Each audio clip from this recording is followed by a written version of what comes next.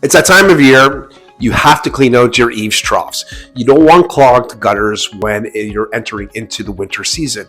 All of that precipitation can cause water damage because if you don't clean out your gutters and there's all that precipitation from the snow and the rain will cause lots of leaking. So water will, damage your roof, it can damage your windows, put too much weight on your eaves troughs and actually crack them. So one of the solutions we've seen in the past is to put up a leaf guard.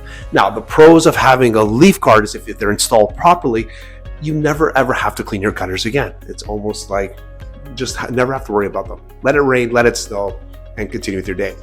The problem with them, there's some of the cons are, there is two types. There's metal and there's plastic. The metal is preferred because they will last longer, but it is more expensive.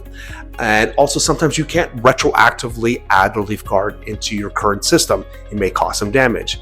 And if you are retroactively adding them to your eaves troughs, they just won't perform properly in a lot of cases. So the water won't penetrate underneath, it won't drain, and it again won't actually help the issue you're trying to cause because water will start pouring off the top of the eaves troughs, causing again all that damage we just talked about. But I want to see your opinion.